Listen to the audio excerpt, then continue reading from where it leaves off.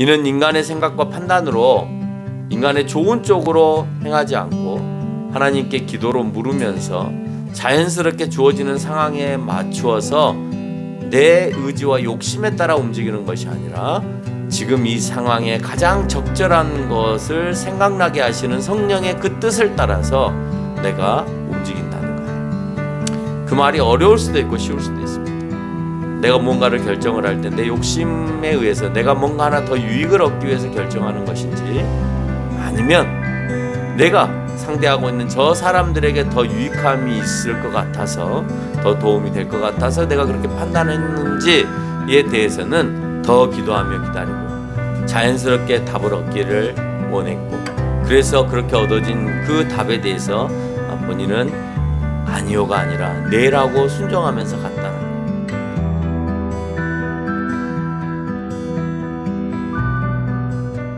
신앙생활을 하면서도 여러분 어려움들을 많이 겪게 될 것입니다. 특별히 목회자나 사모의 자리에 서게 되면 불명예스러운 일들이나 또는 음해나 또 잘못된 소문이나 이런 것들로 인해서 피해를 보는 경우들도 없지 않아 있습니다. 최근에 주변에 있는 목회자들도 여러 가지 이유로 인하여서 사역지에서 목회를 그만두고 떠나는 모습들을 발견하게 되는데요. 그게 순수한 그 진실된 모습이라기보다는 그 진실에서 조금 더 왜곡되고 호도되어져서 변질된 가운데 그 사람이 그렇게 알려지는 모습들도 없지 않아 있는 것을 볼 수가 있죠. 그러니까 뭐 하나를 잘못하면 그냥 그 하나 잘못한 것으로 끝나야 되는데, 이제 그게 부풀려지거나 과장되어지는 경우가 우리를 좀 더 힘들게 하고 어렵게 하는 것이라고 생각이 되었습니다. 오늘 그런 부분에 있어서 사도 바울은 고린도 교회에 하고 싶은 말이 많았던 것 같습니다. 그 중에 하나가 이 고린도 교회의 정서상 그 사회의 고린도 지역의 사회적 풍조가 자랑을 통해서 인정을 받고 명예를 얻기를 원하는데, 그런 자랑을 통해서 인정을 받고 명예를 얻기를 원하는 너희 가운데 내가 자랑 하나를 해야 되겠다라고 이제 마음의 작심을 가지고 얘기를 합니다. 12절에서 그렇게 얘기하죠.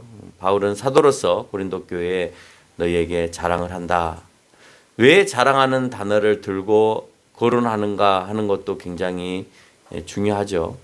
고린도 지역은 경쟁을 통해서 승리하여서 그것을 인정받으면 자랑하고 명예를 얻으려고 했기 때문에 바울 역시 이런 표현을 고린도 교인들이 이해하기 쉽게 하기 위해서 차용해서 하고 있다는 거예요.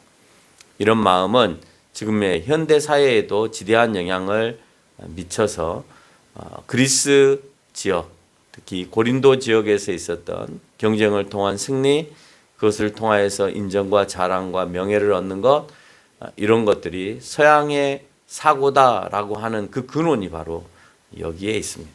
그래서 우리가 서양적 사고의 근원을 받아들이면 경쟁을 통해서 이기려고 하고, 이겨서 인정받으려고 하고, 인정받아 자랑하려고 하고, 자랑을 받아서 자랑하면서 내가 명예를 얻고자 하는 그런 모습으로 살아가는 경우가 많습니다. 현대사회는 그때 당시에 이런 지대한 영향이 현대인들 가운데의 모든 삶 가운데, 심지어 그리스도인에게도 이런 영향들을 지금까지도 미치고 있다라고 하는 겁니다. 그래서 경쟁사에서 이기려고 하죠. 같이 더불어 살려고 하는 게 아니라 반드시 이겨서 짓누르고 내가 1등이 되려고 합니다. 다른 사람과 두루두루 나누어 먹으려고 하는 것이 아니라 내가 독식하려고 하는 성향이 큰 거죠. 그런 성향이 바로 이 고린도 교회, 고린도 지역, 특히 이 그리스 지역 전체에 성행하였다. 다른 말로 표현하면 그런 생각이 어디에서부터 오냐면 이제 운동 경기에서부터 옵니다. 그래서 우리가 가장 마음적으로 교감이 가는 것 중에 하나가 운동이죠. 그래서 우리 편이 됐을 경우에는 꼭 이기기를 바라는 마음이 굉장히 강하잖아요. 인류를 놓고 보면 누가 이기고 누가 지는 게 별로 중요하지 않는데, 이렇게 단체, 집단으로 놓고 보면 우리 집단, 우리 단체가 꼭 이겨주기를 바라는 그런 마음이 강하다라고 하는 이런 건 이제 체육에서부터 오기 시작하여서 모든 영역에 파고 들어와서 꼭 그 영역에서 최고 아니면 뭐 전문가 아니면 인정받는 사람 이렇게 사회적으로 확산이 되어졌고 이제는 그곳에서 멀어질 수 없는 이유 중에 하나가 사회가 그렇게 만연하였기 때문에 거기에서 벗어나면 이제는 이미 사회는 다 그렇게 인식하고 있으니까 도태되어져 가는 거다. 그러나 누군가는 지금도 그런 생활의 방식과 그런 경쟁의 방식을 고쳐야 된다고 주장하고 있고 고치려고 한다면 그 경쟁 사회에 들어가지 말아야 되는 거고 그래서 단독적으로 자기만의 스타일대로 살아가려고 하는 사람들이 간혹 있습니다만은 그 역시도 보면 최고가 되려고 하는 노력들이 있어요. 뭐 예를 들면 그런 거죠. 지금 뭐 술을 비교해서 그렇습니다만은 뭐 술을 만드는 회사가 맥주를 만드는 회사가 있습니다. 몇 개 안 되니까 독식을 하죠. 독식을 하는데 내가 저 경쟁에 뛰어들지 않겠다라고 생각해서 따로 맥주 회사를 만들면 이 자기가 재정을 많이 갖고 있지 않기 때문에 경쟁에서 밀리겠잖아요. 그럼에도 불구하고 성실과 근면과 노력을 통해서 뭐 좋은 맥주를 만들어 낸다고 합시다. 그럼 그 좋은 맥주는 또 다른 영역에서 경쟁을 해서 이겼다라는 소리가 되는 거고 결국은 또 다른 경쟁자가 되는 것입니다. 그러니까 결국 본인들이 말하는 것처럼 나는 그 경쟁에서 빠져서 나는 내 스타일대로 할 거야 라고 얘기하지만 결국 그거 역시도 저것보다 탁월한 다른 것을 나는 만들어낼 거야 라고 하는 의도가 있기 때문에 결국 사람들이 하는 것 중에서 뭔가를 잘하려고 하고 최선을 다하려고 하고 또 자랑이 되려고 할 때는 결국 그게 경쟁의 구도로 들어갈 수밖에 없는 메비우스 띠와 같은 그런 모습을 볼 수 있다는 거예요. 근데 바울에게 있어서 자랑은 고린도 교회가 하는 자랑이 아닌 하나님의 거룩함과 진실함으로 행하는 자랑이다라고 얘기를 합니다. 그리고 그것이 고린도 교회가 앞으로 자랑을 해야 될 이유이기도 하다라고 설명을 합니다. 여러분이 어렸을 때 친구들에게 무엇을 자랑하려고 해요? 우리 집에 금송아지 있다? 근데 진짜 있어요. 없는 경우도 있지만. 금송아지 있다는데 친구들이 믿어주지 않아요. 그러면 어떻게 하느냐? 내가 하늘과 땅에 대고 맹세한다 하면서 막 침을 뱉고 막 그럽니다. 침을 뱉고 내가 진짜 우리 집에 금송아지 있거든. 우리 아버지가 사왔거든 하면서 그걸 입증하기 위해서 다른 친구들에게 진짜 좀 믿어달라고 우리 아버지가 옛날에는 바나나가 비쌌잖아요. 지금은 바나나가 뭐 제일 싼 과일 중에 하나입니다만은 옛날에는 뭐 비행기 편이 좋지 않고 배편이 그렇게 좋지 않았기 때문에 수입을 해서 가져온다는 것이 쉽지 않아서 또 오는 과정 속에서 많이 상하고 그랬기 때문에 이 바나나가 이쪽 우리나라와 같이 바나나가 생산이 되지 않은 나라에서는 굉장히 비쌌던 과일 중에 하나였습니다. 아마 지금 가격이나 40년 뭐 50년 전 가격이나 비슷한 것 같아요. 그때도 1,000원 주고 샀는데 지금은 1,000원보다 더 싼 것 같아요. 한 송이에. 그러니까 그만큼 비싼 과일이었죠. 우리는 바나나 있다 그러면 친구들이 안 믿어주죠. 그거는 아프리카에나 있는 과일이지 우리나라에 없는 과일이라고 생각해서 그러면은 그게 억울해 가지고 막 있다고 내 양심을 걸고 하늘에 대고 땅에 대고 맹세한다고 해가면서까지 친구들에게 설득하려고 하는 그런 시간들이 있었던 것 같아요. 바울도 자신의 사역과 인격에 대해서 폄하하려고 하는 것에 대해서 자신의 심정을 좀 헤아려주면 좋겠다라는 생각을 했던 것 같아요. 그래서 고린도 교회에 내가 그렇지 않다라고 하는 다른 사람들이 말하는 유대인들이 말하는 주변의 다른 왜곡되게 생각해서 말하는 사람들처럼 내가 인격적으로 잘못되었거나 아니면 너희들이 지금 폄하하고 있는 대로 내가 그렇게 살아가는 것이 아니야. 그래서 나는 하나님께서 주신 양심을 두고 내가 선언할 수 있어. 라고 표현을 하고 있어요. 나는 그렇지 않은데 왜곡되게 생각하거나 판단하는 것만큼 힘든 것이 없죠. 나는 그렇게 전혀 생각하지 않는데. 많은 사람들이 그렇습니다. 이렇게 목소리가 큰 사람들은 왠지 싸우는 것처럼 보이잖아요. 사실 나는 싸우는 게 아닌데, 그 사람 입장에서는 싸우는 게 아닌데 목소리만 크면 싸우는 것처럼 보여져요. 바울은 양심이 너희가 생각하는 도덕적 행동을 평가하는 그런 마음 정도가 아니라 하나님에 의해서 작동되는 거룩함과 진실함으로 행하는 그런 마음 정도로 주장합니다. 여기 성경에서 오늘 본문에서 말하고 있는 이 거룩함이라는 단어는 하플로테스라고 하는 단어를 사용하는데, 이 하플로테스라고 하는 단어는 원래 마음이 나누어지지 않는다라는 말이에요. 그러니까 거룩하다라고 하는 것은 내가 어떤 마음을 품었으면 그 품은 마음이 훼손되지 아니하도록 끝까지 가져가는 것을 거룩하다라고 얘기를 해요. 그러니까 다른 말로 표현하면 두 마음을 품지 않는가. 우리가 성경에서 흔히 말하는 것처럼 한 마음 갖고 있고 다른 마음 한 마음 갖고 있는 이런 마음이 아니라 두 마음을 가지고 있는 것을 거룩하다. 두 마음이 하나로 가지고 있는 것을 거룩하다라고 표현해요. 여러분, 하나님을 향한 마음이 쪼개져서 세상을 향한 마음 절반 갖다 주면 우리의 마음은 이미 거룩성을 잃어버린 거예요. 이 말은 내 마음이 두 마음을 품지 않았다는 의미고, 내가 무엇인가 고린도 교회를 향하여서 실천하는 것은 너희들이 봤을 때는 거룩하지 않고 이중성을 띠고 있는 것처럼 보이지만 나는 전혀 그렇게 두 마음을 품고 사역을 하고 있지 않다라고 하는 것을 바울은 증명해 가고 있는 겁니다. 하나님 앞에서 자신의 사역이 나눠지지 않는 그런 상태를 오늘 바울은 하고 있다라고 얘기를 하는 거예요. 두 번째 등장하는 단어인 진실함에 대하여서 에이니클리네이아라고 하는 이 단어는 태양의 빛을 비추어서 점검하다라는 의미를 가지고 있어요.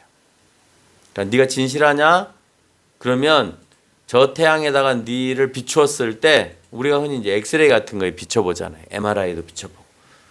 내 몸 안에 잘못된 것이 있는지 없는지를 비춰보려면 엑스레이에 갔다가 내 몸을 딱 비춰보면 그 안에 바늘이 들어있는지 쇠붙이가 들어있는지 아니면 뼈가 골절이 되어 있는지 그거 알잖아요. 겉으로 보기에는 모르는데 엑스레이를 비춰보면 그 속이 훤히 들어 보이는 것처럼 오늘 진실함이라는 이 에이니클리네이냐라고 하는 이 단어는 태양의 빛을 비추어 점검하다라고 하는 의미를 가지고 있다. 다른 말로 표현하면 하나님께 나를 비추었을 때 내가 아무런 손색감이 없다라고 재해석할 수 있겠죠. 다른 말로 표현해서 숨기려고 해도 숨길 수 없는 상태. 그래서 육체의 지혜를 말하고 있는 그 고린도 교회를 향하여서 나는 하나님의 은혜로 이 진실함을 지키고 있다는 것으로 대신 설명하고 있다는 겁니다. 육체의 지혜로 행하지 않았다는 것은 인간의 판단이 아닌 성령의 이끌림을 따라 행했다라는 의미를 담고 있죠. 그래서 오늘 본문에서 보면 22절에 그가 또한 우리에게 인치시고 보증으로 우리 마음에 성령을 주셨다라고 표현을 하고 있습니다. 그 성령의 이끌림을 따라서 내가 행하고 있다라고 하는 것을 바울은 설명합니다.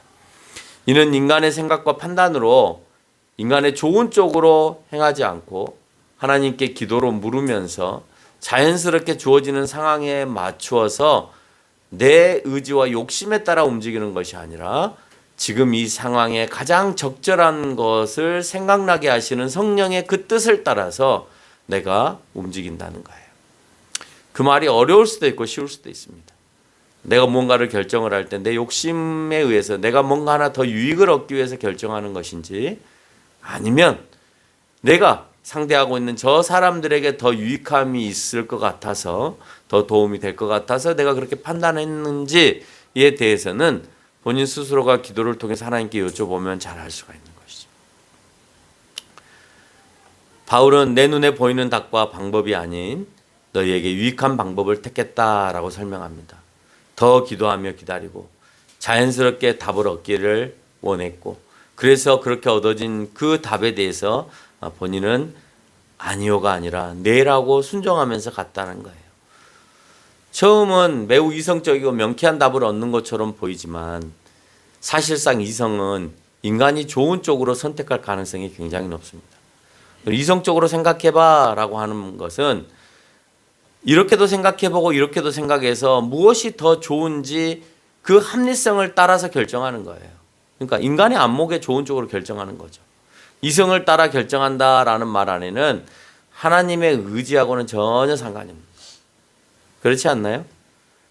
여러분, 내가 하나님 앞에 하나님이 원하시는 이끌림을 따라서 내가 살겠습니다 안에는 이성적으로 답이 아닌 경우들이 너무 많죠.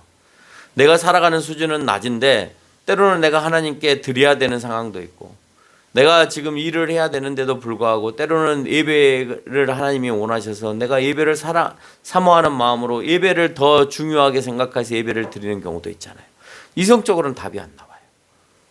그렇죠? 그러나 하나님이 내 마음을 자극해서 오늘 또 예배의 자리로, 오늘 또 하나님 앞에 드림의 자리로, 오늘 또 주변에 있는 사람들에게 나눔의 자리로 가라 한다면, 그러면 그거는 이성과 전혀 상관없는 하나님께서 우리에게 영적으로 선택하게 하시는 길이다라고 하는 거예요.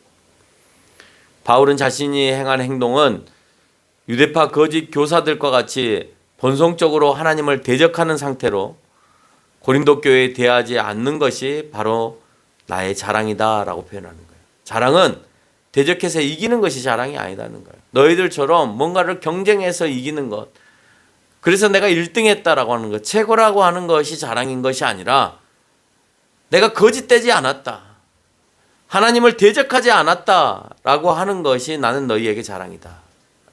내가 하나님의 방법대로 살았다라고 하는 것이 나는 너희에게 자랑이다라고 표현합니다. 바울이 고린도 교회 이와 같은 것들을 해명하면서 계속해서 편지를 쓰는 이유 중에 하나는 바울이 2차 전도 여행 때 18개월 동안이나 고린도 교회에 체류하면서 고린도 교회를 품고 그 교회가 성장할 수 있게끔 계속해서 살아왔기 때문에 그래요. 몸으로 낳은 교회이기 때문에, 자기의 혼신의 힘을 다해서 세운 교회이기 때문에 그 교회를 함부로 할 수가 없는 거죠. 이곳에서 바울은 하나님의 거룩성에 손상된 두 인격적 생활을 하지 아니하였고 거짓된 행동도 나는 고린도 교회 너희에게 하지 아니하였다라고 얘기를 합니다. 이것이 사도 바울의 자랑이었습니다. 그러니 내가 자랑하고 있는 이것을 너희가 좀 제발 받아들이고 이해했으면 좋겠다. 왜곡되게 생각하지 않았으면 좋겠다. 나는 적어도 너희에게 왜곡되게 생각하게끔 행동하지 않았다. 나는 진실하다라고 하는 것을 계속해서 밝히고 있다는 겁니다. 고린도 교회가 알아줘야 할 것은 이성적으로 결정하지 않고 하나님의 거룩성과 진실성에 위배되지 않고 두 마음을 품고 사역하지 않은 것을 좀 알아주는 거였습니다. 그것이 없다고 주장하는 바울에게 13절에서 말하고 있는 것은 왠지 고린도 교회가 바울이 많은 것을 감추고 있는 것처럼 보이고 있어요. 그러나 바울은 너희가 읽고 아는 것 외에 다른 것을 내가 쓰지 않았다라고 주장합니다. 내가 감추는 게 없다 너희에게. 있는 그대로 나는 너희들에게 썼고 너희들에게 다 보여줬으니까 이거 외에 내가 다른 것을 갖고 있지 않다. 다른 것을 쓰지 않았다는 말은 다른 말을 하지 않았다는 말도 되는 거죠. 겉과 속이 다르지 않음을 자신의 양심과 하나님의 이름을 거론해 가면서 강조하고 있다는 거예요. 바울이 무엇인가 숨기고 있다고 소문이 났고 겉과 속이 다르다라고 그런 왜곡된 소문들이 고린도 지역에 무성하게 일어났던 것 같습니다. 여러분, 이럴 때 여러분은 어떤 마음이 들겠어요?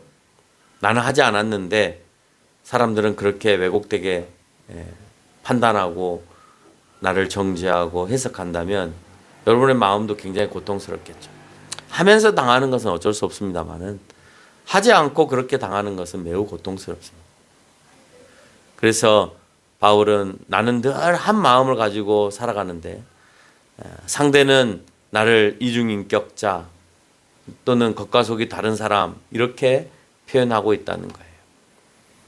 바울은 14절에서 너희가 우리의 자랑이 될 것이라고 하는데 결국 거룩함과 진실함을 통해서 바울이 고린도 교회를 양육했잖아요. 그렇죠? 고린도 교회를 양육했죠. 그러면 고린도 교회가 훗날 어떤 열매를 맺겠어요? 거룩함과 진실함의 좋은 열매를 맺겠죠. 다른 말로 표현하면 너희가 거룩하고 진실한 열매를 맺어가면 나는 그것이 또한 내 자랑이 되어진다라고 하는 거예요. 그런데 바울은 여기서 더 재밌는 표현을 해요. 그 좋은 열매는 결국 어떻게 되어지냐?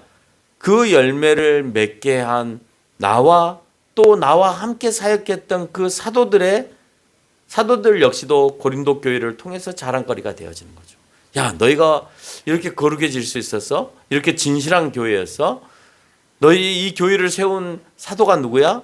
바울이야? 디모데야? 야, 역시. 그러면서 또다시 우리 교회는 사도 바울이 디모데가 세운 교회야 라고 자랑할 수 있는 교회가 되어진다는 거예요. 역사를 전공하다 보면 간혹 이제 여러 교회들을 가서 강의를 할 경우들이 있습니다. 그럼 이제 역사책에 등장하는 유명한 인물들이 있죠. 우리 교단에도 뭐 최덕지라든지 김린이라든지 박음이라든지 이런 뭐 최상림이라든지 이런 분들이 있습니다. 물론 여러분이 잘 알고 있는 손양원 목사님도 뭐 저희 교단에 원래 있었다가 고신으로 갔고 다시 고신에서 합동으로 연합이 될 때 합동으로 마지막에 갔죠. 이제 그런 과정 속에서 물론 이제 유교 사변을 통해서 이제 죽긴 합니다만은 어쨌든 우리와 같이 신사참배에 반대했던 분이었다가 고신으로 넘어갔던 그런 인물이었습니다. 근데 이제 그런 인물들을 통해서 쭉 얘기를 하다가 어떤 얘기를 하게 되어지냐면 이 교회는 최덕지 목사님이 세운 교회야. 이 교회는 박음 전도사님이 세운 교회야. 이 교회는 김린희 전도사님이 세운 교회야. 이거는 어떤 장로님이 세운 교회야. 그러냐고. 그 말은 뭐냐면 그분이 훌륭하셨다는 거잖아요. 훌륭하셔서 그 훌륭함을 통해서 이 교회가 세워졌다는 거예요. 그래서 나는 그들에게 얘기해주고 싶은 것은 그분을 자랑을 하는데 너희는 그러면 그분이 자랑할 만큼 자랑스러운 모습으로 살아가고 있느냐를 묻고 싶은 거예요. 과거에 그분이 자랑스러운 게 무슨 의미가 있어요? 지금 여러분이 그 사람들의 삶처럼 살아가느냐가 더 중요하잖아요. 우리의 자랑은 주기철도 또 최덕지도 김린희도 박음도 아니라 우리는 더 위대한 주님이 계시잖아요. 예수 그리스도. 그래서 우리가 자랑할 것은 예수 그리스도밖에 없다라고 얘기를 하는 거예요. 자랑을 하는데 그러면 자랑에 걸맞게 살아가느냐라고 물을 때는 부끄럽죠. 오늘 여기에서 바울은 나는 너희들의 멋진 열매를 통해서 나는 너희가 자랑거리다라고 얘기를 하고 있습니다. 다른 말로 표현하면 너희가 나중에 멋진 교회가 되고 난 다음에 이 교회는 바울이 세운 교회입니다라고 자랑하는 것과 같다는 거예요. 15절부터 22절까지는 고린도 교회를 방문하고자 했으나 그 방문에 대해서 변경한 이유에 대한 설명을 하고 있어요. 이게 문제인 거죠. 야, 네가 지금 왔다리 갔다리 하는 거 아니냐? 왜 온다고 했다가 안 오느냐? 네가 뭔가 마음에 걸림이 있으니까 안 오는 거 아니냐? 이제 이런 거죠. 이런 것에 대해서 바울은 해명을 하는 거예요. 중요한 것은 내가 가지 않는 것이 진정성을 훼손할 우려가 있기 때문에 내가 가지 않는 것이고, 바울에게 있어서 고린도 교회를 방문한 상황은 굉장히 민감한 상황이었기 때문에 고린도 지역 사람들로부터 많은 어려움을 당할 수도 있어서 내가 너희 때문에 가지 않는 것으로 표현을 합니다. 또한 고린도 교회를 방문해야 될 이유가 또 있었는데 고린도 교회 방문의 계획의 이행은 신실함과 상관이 있었어요. 그래서 내가 안 가면 신실하지 않은 사람이 돼버리니까 가야 될 상황이기도 했다는 거예요. 가는 것이 민감한 상황이기도 하지만 내가 간다고 했으니까 지켜야 되는 그런 신실함의 상황도 놓여 있어요. 또 고린도 교회를 방문해야 될 이유는 예루살렘 교회의 구제 헌금과 관련해서 그 계획대로 내가 방문해서 구제 헌금을 받아서 유대로 옮겨가야 되는 그런 일들도 수행해야 되는 거예요. 근데 이런 것들이 다 변경이 되어진다는 거죠. 이것에 대해서 바울은 해명을 해야 되는 겁니다. 어찌되었든 바울의 방문 개혁이 수시로 변경되어지면서 바울의 인격과 진정성이 훼손이 될 수밖에 없었다. 그러나 너희에게 가지 못하였다고 해서 이랬다 저랬다 내가 한번 예라고 했는데 아니요라고 하는 것이 부친 게 뒤집듯이 뒤집는 그런 것이 아니라 여러 모습으로 기도하고 그 상황을 보았더니 하나님께서는 그 길보다는 이 길이 좋다고 해서 내가 가는 것이다. 그래서 나는 예수 그리스도에게 예를 한 거기 때문에 예수 그리스도가 원하시면 내가 사전에 계획해 놓았던 거라 할지라도 아니요라고 얘기할 수 있는 거다. 예는 예라고 대답해야 되는데 예수님의 기준에 내가 항상 당신의 뜻에 따라 살겠습니다라는 예라고 했다면 그러면 그 예의 기준은 내가 예를 한 것이 기준인 게 아니라 예수 그리스도에게 한 예가 기준이 되는 것이에요. 그러니까 앞에 있는 예는 내가 뒤집을 수 있는 것이죠. 바울이 말을 너무 잘하지 않아요? 자기가 뒤집어 놓고 결국은 누구에게 덤태기를 씌우는 거예요? 예수님께서 씌우는 거예요. 그럴 수밖에 없는 게 그런 마음을 주셨기 때문에 그래요. 17절에서 말씀하고 있는 것처럼 결국 육체를 따라서 계획하지도 않았다는 겁니다. 그래서 23절과 24절을 통해서 바울이 고린도 교회에 가지 않는 진짜 마음을 표현하고 있는데 왜 내가 간다고 했다가 가지 않느냐 보니까 23절에서 고린도에 가지 아니하는 것은 너희를 아끼려 합니다. 그 말은 내가 가면 너희가 다칠 수 있어서 너희가 또 마음의 상처를 가질 수 있어서 나는 가고 싶지만 가지 않는다라는 거예요. 또한 24절에서 오직 너희의 기쁨을 돕는 자가 되려고 그냥 그 기쁨을 너희가 계속해서 소유하고 품고 가게 하기 위해서 그 기쁨을 놓치지 않게 하기 위해서 내가 가면 왠지 놓칠 것 같으니까 그래서 안 간다. 그러나 너희에게 내가 해준 것, 말해주는 것, 내가 너희에게 전달한 것 외에 그 다른 것을 다른 데다가 얘기한 적이 없으니 그 사실만큼은 좀 믿어달라라는 것입니다. 이것이 바울이 궁극적으로 고린도 교회에 가지 않은 이유였던 거예요. 바울은 고린도 교회에 두 번의 고통스러운 방문을 경험했기에 방문 대신 이와 같이 서신을 통해서 대신합니다. 이렇게 하는 것이 고린도 교회에 상처를 주지 않고 기쁨을 주는 바울에게 있어서 자기가 배양해서 낳은 교회를 돕는 일이라고 결국은 결론을 내린 거예요. 고린도 교회를 가지 않고 변경된 사유가 바울 자신의 육체적인 이유 때문에 또 인격의 이중성 때문에 그 기회를 따라 움직이는 것이 아니라 바울은 본문을 통해 오해가 될 만한 소지를 그때그때 풀어가면서 그렇지 않다라고 하는 것을 계속해서 그 교회를 통해서 설득하고 충분히 자기의 말을 전달하고 있는 것을 우리가 알 수가 있죠. 자신의 유익보다는 교회의 유익을 위해서 자신이 어떤 공경에 빠지더라도 옳은 것을 선택하고 또 그 옳은 것을 향해서 내가 욕을 얻어먹더라도 끝까지 그 길을 가려고 하는 바울의 모습을 우리가 살펴볼 수 있다는 겁니다. 말씀을 맺겠습니다. 우리 역시도 우리의 유익을 위해서 사는 경우들이 있어요. 이성적으로 판단해서 사는 경우들이 있습니다. 그러나 신앙은 우리의 이성적으로 살아가는 것이 아니라 하나님의 말씀에 경청하며 사는 거예요. 그래서 그렇게 경청해서 내가 그 길을 갈 때 유익하지 않을 수 있어요. 나에게 도움이 되지 않을 수도 있어요. 그러나 중요한 것은 더 많은 사람들에게 유익과 도움이 되게 하기 위해서 그게 물질적으로 풍요로움이나 진짜 기쁨과 즐거움을 주기 위해서 뿐만 아니라 교회를 건강하게 하고 교회를 건전하게 만들고 교회를 거룩하게 하기 위해서도 하는 경우가 있어요. 때로는 아픔을 주기도 합니다. 그 교회가 잘 성장하기 위해서 그런 유익을 위해서 내가 어떤 결단을 내렸는지 하는 것을 우리가 늘 기억하면서 살아가는 저와 여러분이 되시기를 바랍니다.